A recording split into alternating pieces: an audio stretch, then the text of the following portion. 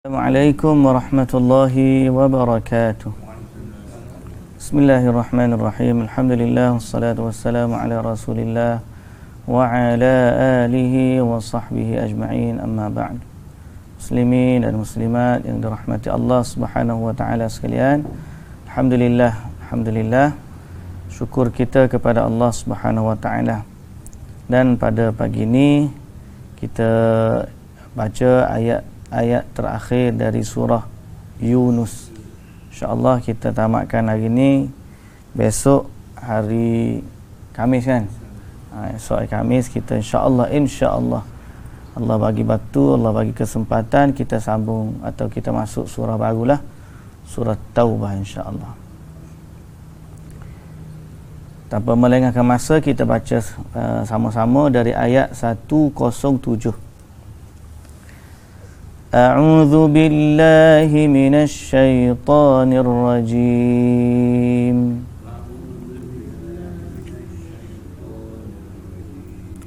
بسم الله الرحمن الرحيم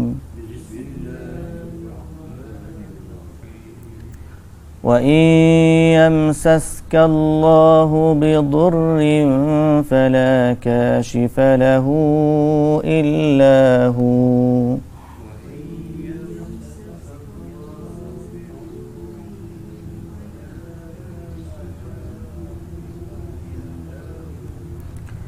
وإن يردك بخير فلا راد لفضله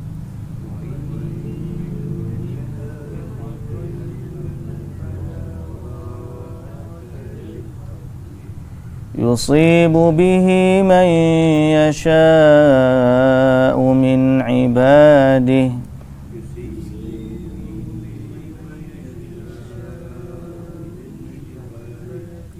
وهو الغفور الرحيم قل يا أيها الناس قد جاءكم الحق من ربكم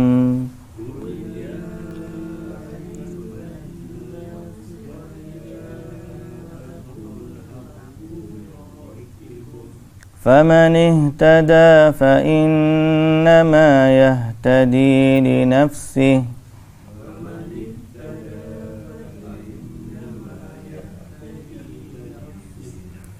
ومن ضل فإنما يضل عليها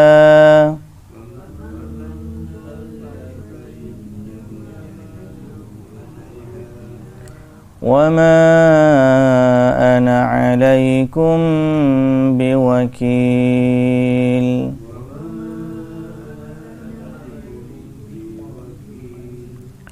واتبع ما يوحى إليك واصبر حتى يحكم الله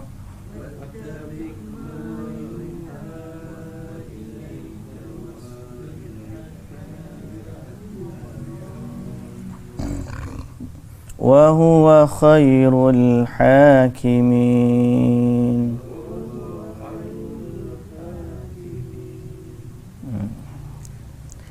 Bismillahirrahmanirrahim. Alhamdulillah. Wassalatu wassalamu ala Rasulillah wa ala alihi wa sahbihi ajma'in. Amma ba'd. Sekali lagi puji dan syukur bagi Allah Subhanahu wa taala. Selawat serta salam dipanjatkan kepada Nabi sallallahu alaihi wasallam atau dipanjatkan ke atas Nabi sallallahu alaihi wasallam, juga atas ahli keluarga baginda, para sahabatnya, para pengikutnya yang setia kepada baginda sehinggalah ke hari kiamat. Alhamdulillah.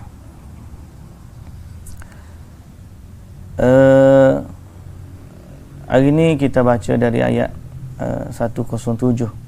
Semalam kita dah terangkan tentang perintah Allah Subhanahu wa taala agar kita ni hanya bergantung, berharap kepada Allah Subhanahu wa taala.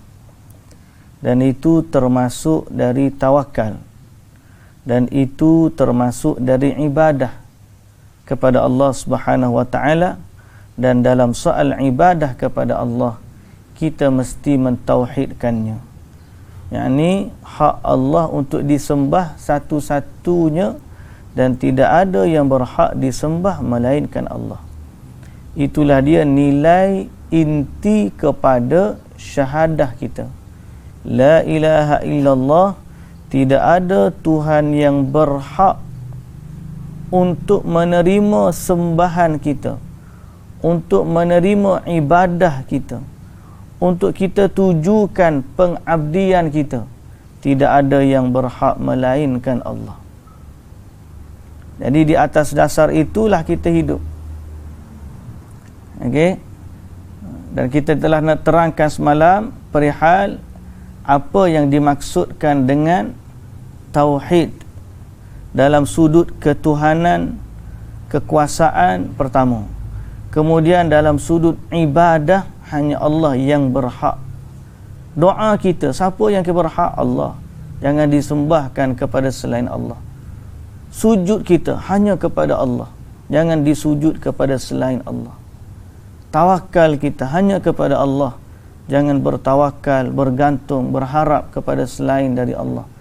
Qul huwallahu ahad, Allahus samad. Katakanlah Allah itu esa, satu, Allahus samad, dan dialah tempat bergantungnya segala sesuatu. Dan yang memberi mudarat, tidak ada yang memberikan mudarat melainkan Allah. Sebab tu dalam ayat 106 Allah Subhanahu wa taala sebut, wala tad'u min dunillah ma la yanfa'uka wa la yadurruk. Jangan kamu seru selain dari Allah apa yang tidak boleh memberi manfaat kepada kamu dan tidak boleh memberi mudarat kepada kamu. Tak ada orang, tak ada sesuatu pun yang boleh memberikan manfaat dan mudarat melainkan Allah. Tidak berjangkit sesuatu penyakit kepada seorang yang disakiti melainkan dengan izin Allah. Tidak berlaku satu manfaat pun dalam kehidupan ini sekiranya dia berlaku melainkan dengan izin Allah. Ma syaa Allahu kana wa ma lam yasha lam yakun. I'tiqad kita, apa yang Allah kehendaki pasti berlaku, dan apa yang Allah Ta'ala tidak kehendaki tidak akan berlaku. Jadi kalau orang sihir, hantar sihir, kena kepada orang yang disihir, ditimpa orang tu sakit dan sebagainya, dia berlaku dengan izin Allah. Allah Ta'ala sebut dalam ayat sihir, wa ma hum bidarrina bihi min ahadin illa biiznillah. Tidaklah dia memberikan mudarat kepada seseorang melainkan dengan izin Allah. Kalau Allah Ta'ala tak izin, tidak akan berlaku.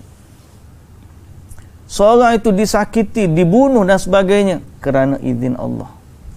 Kalau bukan ajal dia tidak akan berlaku begitu. Banyaklah sebab musabab yang Allah Ta'ala akan susun untuk jadikan sesuatu yang dia kehendaki itu berlaku. Jadi ini i'tiqad kita. Jadi kalaulah Allah menunjukkan kekuasaan, kehebatan, sebenarnya yang berlaku kerana Allah izinkan dia. Kalau Allah Ta'ala tak izin, dia pun tak ada apa-apa makna, tak ada apa-apa. Jadi kekuasaan itu mutlak milik Allah. Inilah tauhid kita. Inilah jalan yang kita nak hidup di atasnya. Jalan keimanan kepada Allah dan mengesakan Allah semata-mata serta tidak mensyirikkan Allah dengan sesuatu pun. Dan inilah nilai utama bagi seorang manusia yang akan ditanya oleh Allah Subhanahu wa taala di hari akhirat kelak. Jadi kembalilah kepada Allah dengan mentauhidkan dia.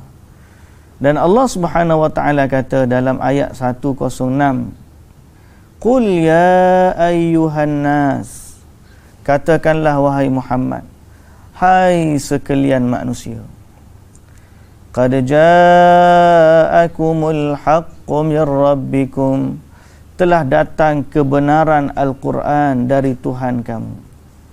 Telah datang kepada kamu kebenaran dari Tuhanmu, yakni Al-Quran.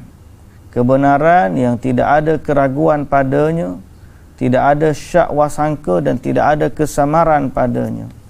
Jadi Allah Ta'ala, setelah kita mengimani kekuasaan Allah, yakinlah satu perkara bahawa Allah tidak mensia-siakan hamba-Nya. Ma khalaqta hadza batila. Ya Allah, Engkau tak ciptakan semua ni sebagai sesuatu yang sia-sia. Jadi bila tak sia-sia, Allah Ta'ala ada maksud tujuan dia cipta kita. Mustahil Allah Azza wa Jalla buat kerja yang sia-sia. Tak layak bagi Tuhan buat sesuatu yang sia-sia.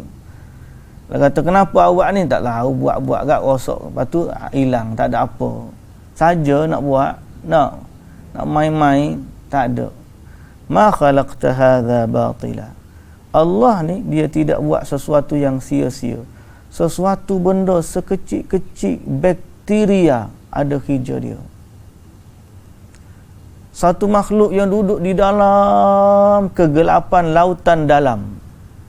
Saya kata ada satu makhluk hidup. Macam itu. Allah Ta'ala tak buat benda tu sia-sia. Ada tujuan dia. Tujuan dan hikmah hanya Allah Ta'ala yang tahu. Allah Ta'ala buat bintang jauh di langit bintang. Tak ada orang duduk pun. Tapi kita tengok tu. Ada tujuan Allah Ta'ala cipta.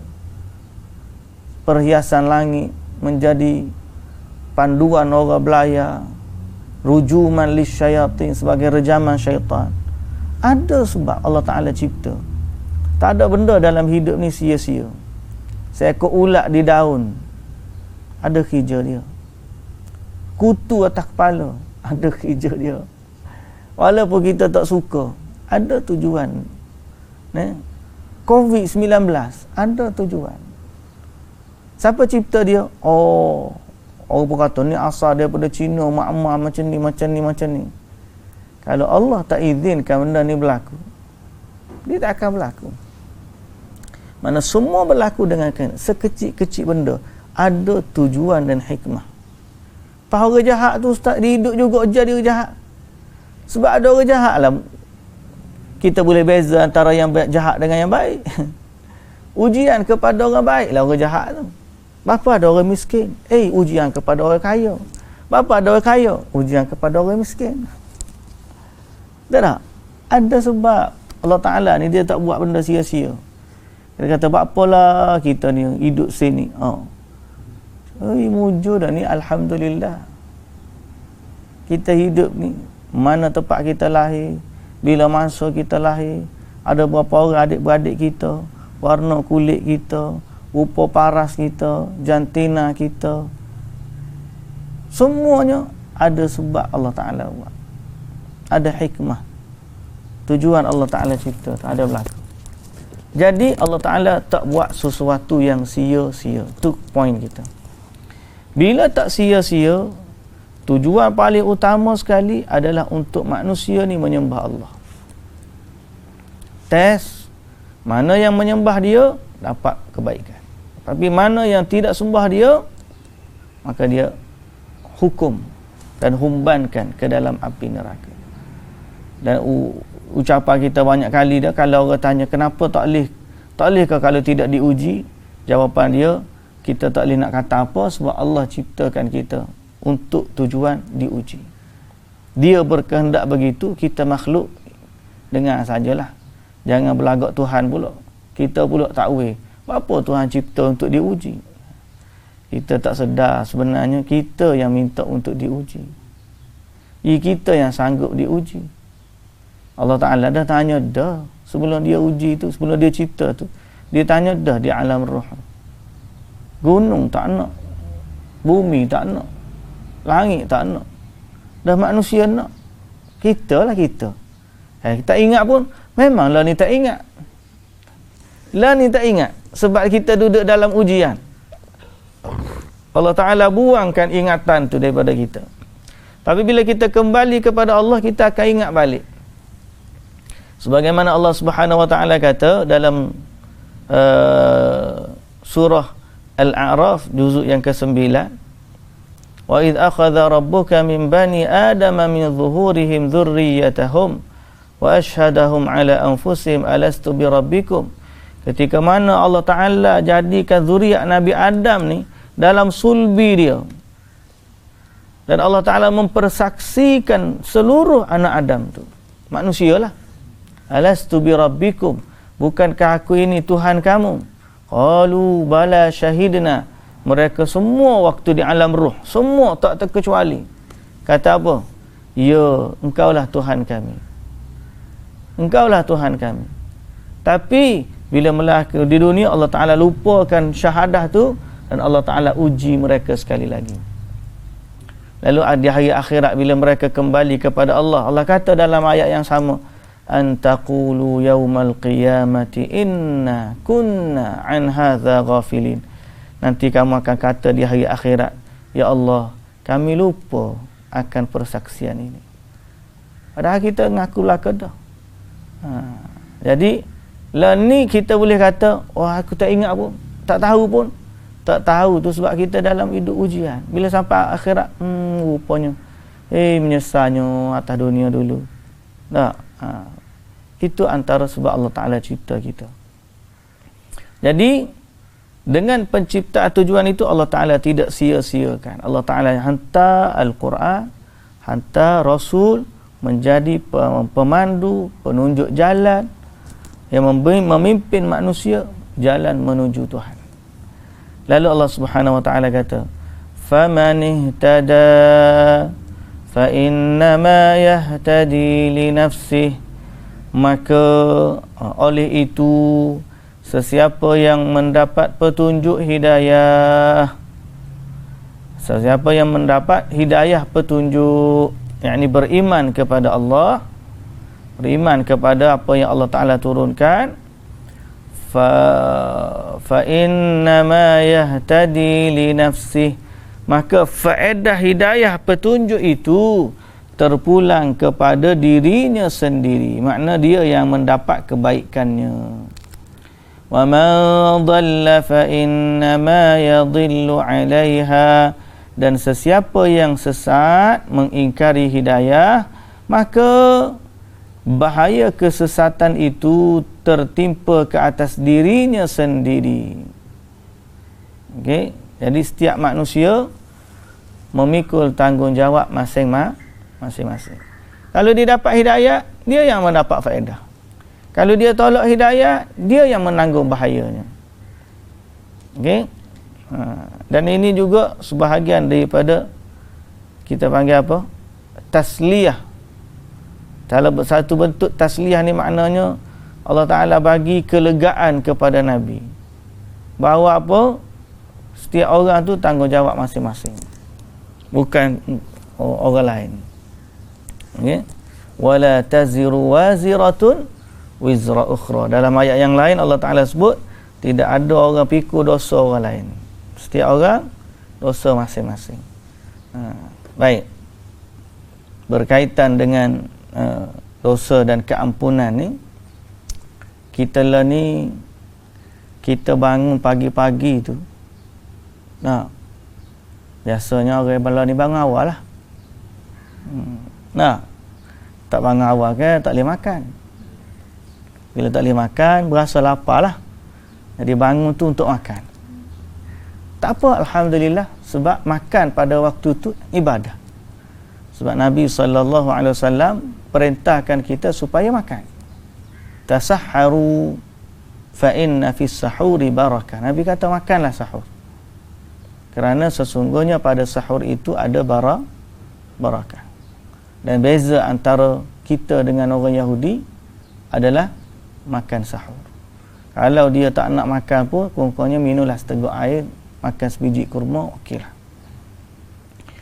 Jadi apa yang kita nak sebut, waktu kita bangun tu, sebenarnya sahur tu adalah merujuk kepada masa. perkataan sahur tu merujuk kepada masa. Masa mana? Masa sejurus sebelum subuh. Sebelum subuh tu kita panggil sahur. Lebih kurang setengah jam sebelum subuh atau sejam sebelum subuh, kita panggil waktu tu waktu sahur lah. Itu yang kita panggil waktu akhir malam. Waktu akhir malam. Jadi waktu sahur ni adalah waktu selain daripada makan, keutamaan dia ialah beristighfar. Allah Ta'ala sebut wabil asharihum yastaghfirun, dan pada waktu sahur mereka beristighfar. Di antara sifat ahli syurga, orang salih waktu di atas dunia, ialah mereka senantiasa beristighfar di waktu sahur.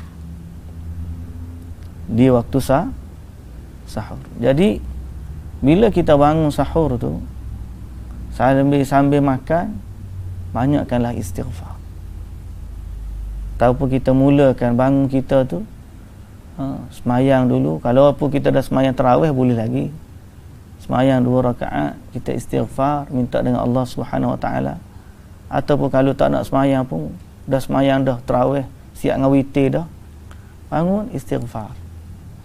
Dengan lafaz istighfar, tak kira lah macam mana, minta keampunan dengan Allah Subhanahu Wa Taala. Kerana apa? Kerana waktu tu adalah waktu Allah Azza wa Jalla menawarkan keampunan. Allah Subhanahu wa Ta'ala turun ke langit dunia dalam hadis. Macam mana sifat turun dia, kita tak tahulah. Wallahu ta'ala a'lam. Kita pun tak kata dia turun sebagaimana manusia turun, kerana dia Allah, tak sama dengan makhluk. Lagu mana sifat turun dia, hanya Allah Ta'ala yang tahu. Tapi kenapa kita sebut Allah Ta'ala turun ke langit dunia? Sebab Nabi bagi tahu Allah Ta'ala turun ke langit dunia. Jadi kita beriman dengan perkataan Nabi SAW. Cuma kaifiat macam mana Allah Ta'ala turun tu, wallahu ta'ala a'lam, kita serahkan kepada Allah, kita tak tahu. Cuma kita beriman kepada hadis Nabi. Nabi kata Allah Ta'ala ni turun ke langit dunia pada sepertiga akhir malam, kan? Sepertiga akhir malam tu termasuklah waktu sahur tu. Di saat itu Allah Ta'ala tawarkan, tanya, mana orang nak berdoa, Allah Ta'ala nak kabulkan? Mana orang yang nak memohon hajat, Allah Ta'ala nak tunaikan? Dan mana orang yang nak keampunan, nak beristighfar, nak minta ampun, aku akan ampunkan mereka. Jadi Allah Ta'ala memberikan tawaran istimewa tu. Jadi oleh kerana itu, bila kita datang dalam bulan Ramadan ni, waktu tu kebanyakan kita bangun disentak oleh bawang goreng yang menusuk hidung, bawang tumis, dan bunyi bising kuali kungkang-kungkang di dapur. Bangunlah kita, tapi jangan lupa waktu tu adalah waktunya istighfar. Yang mudah-mudahan kita mendapat faedah daripada sifat bangun kita tu. Dan lepas makan tu jangan tidur dah lah, siap-siap untuk solat subuh. Kita lah ni musibah. Semalam saya baca satu status, bukan status, komen. Orang cerita pasal bazar Ramadan. Dia kata dia pernah duduk jual di bazar Ramadan. Ramai je orang duduk di bazar ni, tak solat, tak puasa. Tak solat, tak puasa. Tak puasa tu berat, tak solat lagi berat lah. Tapi hak commonnya memang tak solat tu common lah. Bukan kita kata semua, tapi dia sebut situ ramai. Kita tak kata semua lah. Yalah, sebab kadang-kadang pukul dia duduk di bazar lepas zuhur, ready dah. Duk kungkang-kungkang, kemah ke apa semua sekali. Masuk waktu asar, waktu tu lah paling ramai orang datang. Mai asar. Kemudian sampai dekat maghrib, masih lagi ramai. Azan maghrib, masa itulah nak kemas, nak balik rumah. Tak sempat kau tidak tu. Maghrib pendek waktu dia. Kalau dia kemas semayang tepat tu tak apa. Takut dia kata tak apa nak semayang rumah, tak selesa. Muka daripada suruh lagi baju peluh apa semua ni. Tak balik rumah dekat-dekat isyak. Borderline semua semayang. Kalau semayang lah. Kalau tak sempat main qada, inna lillahi wa inna ilaihi raji'un. Jadi musibah bila kita jadikan Ramadan adalah bulan mengumpulnya keuntungan dunia, sedangkan Ramadan adalah bulan mengumpulkan keuntungan akhirat. Bulan mengumpulkan keuntungan akhirat. Niaga dengan Allah Subhanahu Wa Taala. Jaga solat, jaga puasa, jaga apa. Semoga Allah Azza wa Jalla memberikan kepada kita keampunan dosa. Okey. Jadi siapa yang dapat petunjuk, Allah Ta'ala dia turunkan Rasul ajar kita. Siapa yang dapat ikut petunjuk, maka dia yang mendapat faedah, bukan orang lain. Wa man dhalla fa innama yadhillu 'alaiha. Kalau dia sesat, dialah yang akan mendapat pembalasannya. Wa ma ana 'alaikum biwakil. Dan Allah Ta'ala suruh Nabi kata, dan aku pula bukanlah menjadi wakil yang menguruskan soal iman atau keingkaran kamu. Okey. Nabi sallallahu alaihi wasallam bukanlah wakil yang Allah Ta'ala serahkan urusan iman tu kepada Nabi, tak. Wa ma ana alaikum biwakil, ai wa ma ana bimuwakkalin bikum. Bukan aku yang Allah Ta'ala wakilkan untuk jaga kamu hatta takunu mu'minin, sehingga kamu ni jadi orang beriman. Urusan Nabi hanya menyampaikan. Urusan keimanan, hidayah ni Allah Ta'ala tak suruh pun kepada Nabi. Itu masih milik Allah Azza wa Jalla. Innaka la tahdi man ahbabta walakin Allah yahdi man yasha. Kamu tak akan dapat bagi hidayah kepada siapa yang kamu kehendaki, tetapi Allah lah yang memberikan hidayah kepada siapa yang Allah kehendaki. Wa ma ana alaikum biwakil. Allah kata, Allah suruh Nabi sebut, bukanlah aku yang jaga kamu. Itu urusan Allah. Dan Allah Subhanahu wa Ta'ala perintahkan, wattabi' ma uhiya ilaik, dan ikutlah, turutlah apa yang diwahyukan kepada kamu. Jadi untuk menuju Allah, ikutlah wahyu. Tu je. Nak jalan keselamatan, ikutlah wahyu. Saya sering bagi contoh, nak suruh faham je. Kita naik gunung, hiking ke panggil? Hiking. Kalau naik hiking ni, terutamanya kalau hiking malam-malam, dia ada tali, kita pegang tali tu. Gelap ni, kiri kanan kita tak nampak kiri kanan, gelap je, tapi kita ikut je tali tu. Sebab apa? Sebab tali tu dah diletakkan oleh orang yang tahu tempat tu untuk menjaga keselamatan kita dan memudahkan kita menuju puncak. Kita pun ikut je. Saya waktu orang ajak dulu naik Bukit Broga, saya aja naik dah, tak aja naik, kena naik sekali. Bukit Broga, naik sebelum subuh, pukul berapa naik? Pukul 4 pagi, gelap ni, bawa lampu naik. Nak konon-konon nak tengok fajar atas tu, naik bukit, naik. Alhamdulillah lah. Jadi ada satu, sampai dia ada trek dia tu. Sampai satu tempat tu yang licin dan berbatu tu, dia suruh kita pegang tali tu lah. Jadi kita pun nampak lampu torchlight kecil tu, ikut tu lah. Sampai atas tu, alhamdulillah, sampailah. Belum subuh sekejap, tengok ramai orang. Memang ramai orang. Ramai. Lepas tu kita pun azan solat subuh atas bukit tu lah. ajak panggil-panggil orang solat.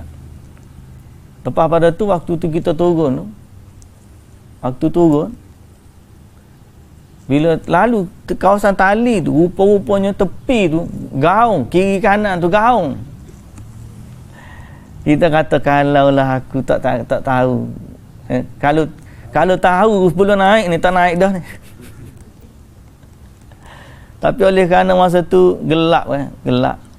Lepas tu dengan kawan-kawan pula sikit lagi. Dia antara orang panggil the biggest lie lah orang panggil. Ialah sikit lagi. Duk mana-mana pun itulah. Kalau pergi janji orang, awak nak kat mana? Oh, nak sampai dah sikit lagi.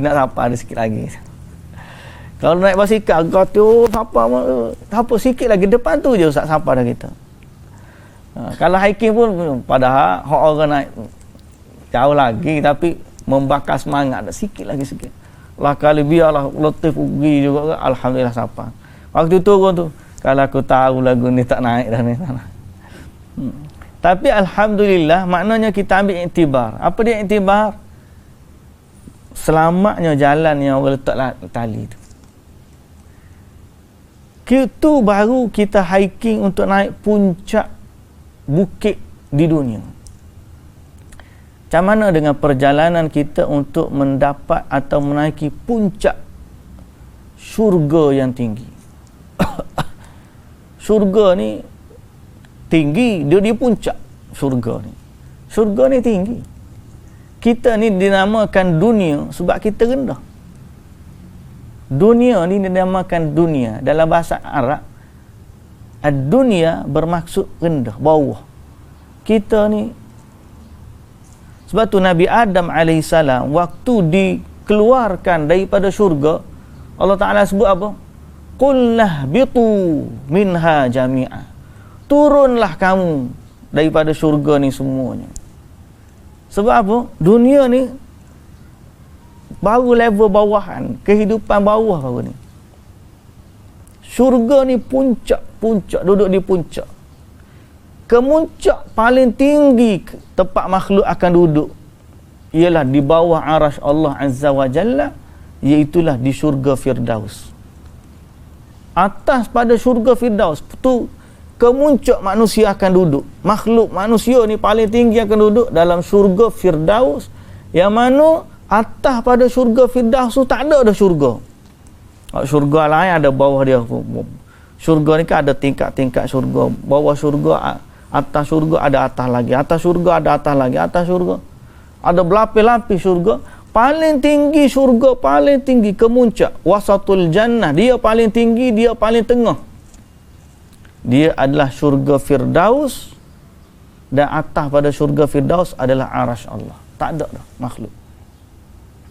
Jadi maknanya kita nak naik syurga ni menuju puncak. Tapi tali mana kita nak pegang untuk hiking tu, hiking, bahasa hiking tidak lain dan tidak bukan ialah Al-Quran dan Sunnah, wahyu Allah. Wahyu, melalui jalan wahyu. Kita beramal dengan wahyu. Kita berakidah dengan wahyu. Kita mencintai dengan wahyu. Kita benci dengan wahyu. Kita berlepas diri daripada apa yang wahyu perintahkan kita berlepas diri. Semuanya kehidupan kita ni berpegang teguh dengan tali Allah. Sebab tu Allah Ta'ala kata, wattabi' ma yuha ilaik. Ikutlah, turutlah apa yang diwahyukan kepada kamu. Jangan kata tak apa, benda tak ada dalil pun bukan benda tentu, tak boleh kita luar. Perkataan itu mungkin ada benar, ada salah. Dalam soal kehidupan kita, ada urusan dunia, ada urusan akhirat. Urusan dunia tak bergantung pada wahyu, tak apa, tak ada masalah. Tapi urusan akhirat tak boleh. Urusan akhirat kita kena berpegang kepada wahyu, kerana dengan jalan wahyulah kita selamat di hari akhirat. Dan wahyu tu tak jumpa dan lain melainkan dengan Al-Quran dan As-Sunnah. Sebab wahyu telah pun terputus setelah wafatnya Nabi sallallahu alaihi wasallam. Janganlah seseorang itu mengikut ulama tanpa mengetahui apa yang dia pegang daripada wahyu. Kalau kita panggil membuta tuli, membabi buta nampak tak comel sangat, membuta tuli, ikut je, tak tanya pun ada wahyu tak dalam masalah ni, ada tak Allah Ta'ala suruh ikut membuta tuli. Baru ni isu capal, isu capal. Orang semua tahu, sepakat bahawa dalam masalah ni, pertama yang disepakati, capal Nabi SAW, kalau betul dia adalah capal Nabi yang telah bersentuh dengan Nabi, itu kita semua pakat nak ambil berkat daripadanya. Tak ada masalah. Benda yang langsung daripada Nabi, makna bersentuh secara langsung dengan Nabi, itu tak ada masalah. Itu disepakati, nombor satu. Yang kedua, disepakati juga capal Nabi yang sebenar dah tak ada. Dah hilang dah. Tak tahu mana dah. Ini capal Nabi yang sebenar. Yang ketiga, yang ada adalah lakaran. Yang diperselisihkan. Tak betul, tak salah. Tak tahu. Ada beberapa rajah lakaran. Yang ada dalam riwayat, bentuk riwayat sifat ada. Tapi lakaran tak ada. Jadi ada orang berhujah, ataupun kata lakaran ni sebenarnya tak ada apa-apalah sebab dia bukan kesan sebenar, dia adalah lakaran. Tapi ada orang berhujah dengan, dia kata, kita tengok orang pegang tu ada manfaat bagi dia. Tajribah, dalam bahasa tajribah ni, bahasa kita panggil testimoni. Ada testimoni yang bagi tahu dia bila pegang lambang ni ada kebaikan untuk dia. Jadi testimoni ni dalam perubatan pun orang tak faham mana testimoni ni. Sebab testimoni ni boleh jadi betul, boleh jadi salah. Boleh jadi orang hak pakai produk tu, dia bukan pakai produk tu saja. Dia makan ubat juga, lepas tu dia pun makan jadi sihat, tambah sihat. Lalu dia kata sebab aku makan ni lah, orang lain makan tak jadi. Boleh jadilah, wallahu ta'ala. Sebab oleh kerana testimoni ni ada ruang untuk betul ataupun salah dalam dunia perubatan, selagi tak masuk, tidak diuji dalam makmal, maka dia tidak dikira sebagai satu evidence ataupun bukti yang konkret. Itu dalam soal dunia. Bagaimana dengan urusan akhirat? Lagilah testimoni tak boleh nak diterima. Sebab apa? Kalau berdasarkan testimoni, nescaya orang Kristian pun boleh kata, kami pegang salib, hak sakit jadi sembuh. Kan? Ada tak? Ada. Kalau kita tengok orang kafir, orang Kristian, dia ada majlis penyembuhan dia kan. Dengan letak salib ke apa semua, holy water, melacak-lacak, hilang, sembuh. Jadi kalau testimoni itu jadi hujah, nescaya dia akan kata salib dia apa betul. Kan? Tapi tidak begitulah. Testimoni ni tak boleh nak kira. Dalam agama, sumber wahyu adalah hujah. Wattabi' ma uhiya ilaika. Ikut apa yang diwahyukan. Tu Allah Ta'ala kata. Ikut apa yang diwahyukan. Bukanlah tepuk dada tanya iman. Allah Ta'ala, Nabi SAW kata, istafti qalbak. Tanyalah hati kamu. Betul. Tapi hati mana? Hati orang yang tunduk kepada wahyu. Asasnya ialah kita ni ikut wahyu.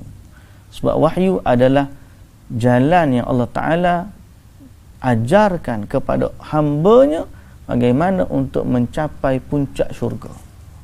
Semoga Allah Azza wa Jalla memberikan kepada kita kefahaman terhadap wahyu. Wahyu ni ada dua je, Quran, Sunnah. Quran, hadis. Lepas daripada tu dah tertutup wahyu. Abu Bakar pun tak dapat wahyu, Umar pun tak dapat wahyu. Yang mereka dapat adalah petunjuk daripada Nabi SAW kerana mereka hidup dengan Nabi. Lepas Nabi wafat, Abu Bakar pun menangis, Umar pun menangis, kan? Dia pergi ziarah Ummu Aiman tu, ingat tak? Hadis yang pergi ziarah Ummu Aiman selepas daripada Nabi wafat. Siapa-siapa tengok Ummu Aiman menangis. Jadi Umar kata kepada dia, jangan menangis. Rasulullah SAW kan berpindah kepada tempat yang lebih baik. Apa yang ada di sisi Allah lebih baik untuk Nabi daripada apa yang ada dengan kita. Ummu Aiman kata, aku bukan menangis sebab tu. Aku menangis sebab dah terputusnya wahyu. Wahyu ni, kita ni kalau ada wahyu, ada je orang tolong pandu kita. Kalau seseorang tu sebagai contoh lain, saya kata, kalau kita zaman budak-budak dulu kan, bila kita ada cikgu tolong ajar kita, bila kita ada ayah tarik telinga kita, ada orang yang tolong jaga pandu kita, oh mujurnya alhamdulillah ada orang ajar kita. Kalau tak ada tu jadi macam apa? Tak ada. Jadi wahyu ni dia menjaga kita, Allah pandu. Kalau ayah ada, guru ada pun kita rasa syukur dah. Tiba-tiba ni dalam urusan agama Allah Azza wa Jalla pandu kita dengan wahyu. Jadi sebab tu mereka sedih bila tak ada wahyu. Dan mereka tahu wahyu itu terputus. Jadi kalau zaman sahabat pun terputus dah wahyu, mustahil tiba-tiba zaman kita sambung balik. Mari pula, oh tak apa, dia terima direct daripada Allah. Istilah terima direct dari Allah tu wahyu lah tu. Nah, mana ada orang terima direct daripada Allah? Ilham boleh jadi. Ilham tu boleh jadi. Tapi dia tidak membawa sesuatu yang baru dalam syariat. Kerana syariat datang dengan wahyu. Itu kena hati-hatilah. Kena hati-hati. Jangan sampai mengikut hawa nafsu. Kerana tidak ikut wahyu, dia akan pergi kepada ikut hawa nafsu. Lalu Allah Ta'ala kata, wasbir hatta yahkumallah, dan bersabarlah dalam perjuangan mengembangkan Islam. Sabar daripada apa yang akan kamu terima daripada penyelisihan manusia berkaitan dengan wahyu. Jadi Allah Ta'ala pesan lalu, nak ikut wahyu ni kena sabar. Kan? Kita lah ni nak ikut wahyu, kena sabar tak? Sampai akhir zaman pun, ginilah sifat wahyu. Tetap akan ada yang menentang wahyu. Tetap akan ada. Okay? Wa kadzalika ja'alna likulli nabiyyin aduwan syayatinal ins yuhi ba'dhum ila ba'd zukhrufal qawli ghurura. Setiap umat, setiap nabi tu ada je yang lawan dia. Allah Ta'ala dah jadikan macam tu. Jadi kalau kita nak ikut wahyu, akan ada orang yang menentang dia. Cerita Waraqah kan, tanya je, tahu je ni Jibril, kalaulah aku panjang umur, aku boleh tolong kamu waktu kamu dia ditentang oleh kaum kamu. Nabi kata, masa tu tak ada lagi orang lawan dia, orang baik berlaku dengan Nabi. Ada orang akan lawan aku, ada orang mukhrijiyah, nanti aku akan dihalau daripada Mekah. Dia kata, ya, tidak ada orang yang bawa sebagaimana yang kamu bawa ni, melainkan akan dimusuhi. Jadi ayat Quran Allah Ta'ala kata gitu, wasbir hatta yahkumallah, sabar sehinggalah Allah Ta'ala memberikan kemenangan yang dijanjikan. Jadi nak ikut wahyu memang kena sabar.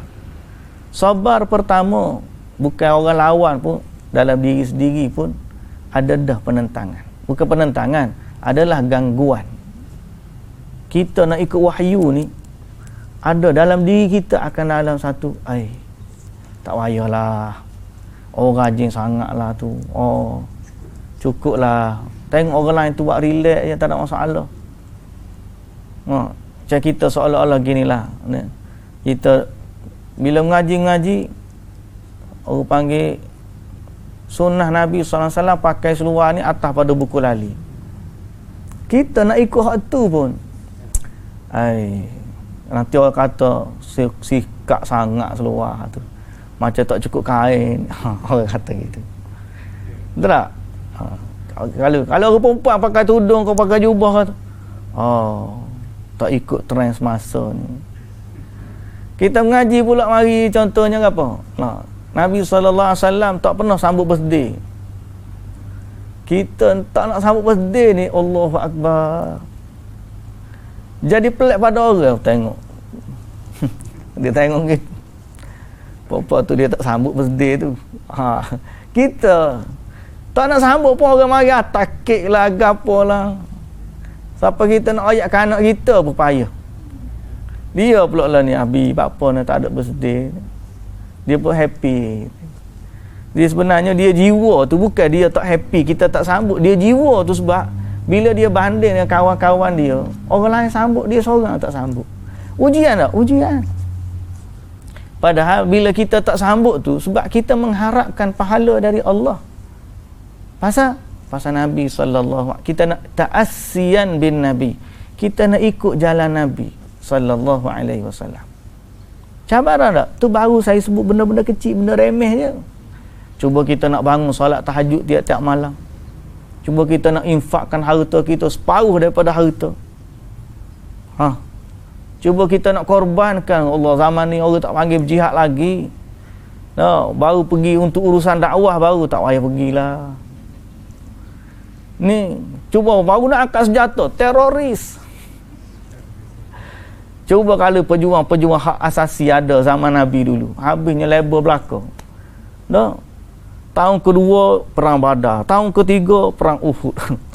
Tiap-tiap tahun perang. Nabi SAW hidup di Madinah tu 10 tahun Madinah, berapa siri peperangan Nabi? Berapa siri peperangan Nabi? Kalau orang kata, kerja perang, tak, dia tak tengok urusan dakwah tu macam mana. Kita nak sabar di atas jalan wahyu tu, satu benda tu. Dalaman diri kita sendiri. Orang nak ajak berjihad dulu zaman sahabat, nangis tak boleh pergi. Tapi dalam masa ada yang menangis, ada yang main tipu macam-macam tak nak pergi. Dalaman. Okey. Luaran ni jangan cerita, nak ikut wahyu ni orang tu kata, orang ni kata, orang tu kata. Jadi betul lah, nak terima, nak tetap di atas jalan agama ni satu mujahadah. Satu mujahadah. Jadi semoga Allah Subhanahu Wa Taala menjadikan kita orang yang bermujahadah, menjaga keadaan diri kita biar seiring dengan apa yang Allah perintahkan, sebagaimana yang tercatat di dalam wahyu, termaktub di dalam wahyu yang Allah Ta'ala turunkan, itulah Al-Quran dan juga Sunnah. Dan ingatlah, wa huwa khairul hakimin, Allah dialah sebaik-baik hakim yang akan mengadili. Jadi semua ni akan kita bawa kepada Allah. Semoga Allah Azza wa Jalla merahmati kita. Alhamdulillah, habislah kita surah Yunus. InsyaAllah besok hari kita akan masuk dalam surah Taubah. Surah Taubah insya-Allah. Wallahu ta'ala alam. Subhanakallahumma wa bihamdika asyhadu an la ilaha illa anta astaghfiruka wa atubu ilaik. Aqulu qawli hadza wa astaghfirullahal azim li wa lakum.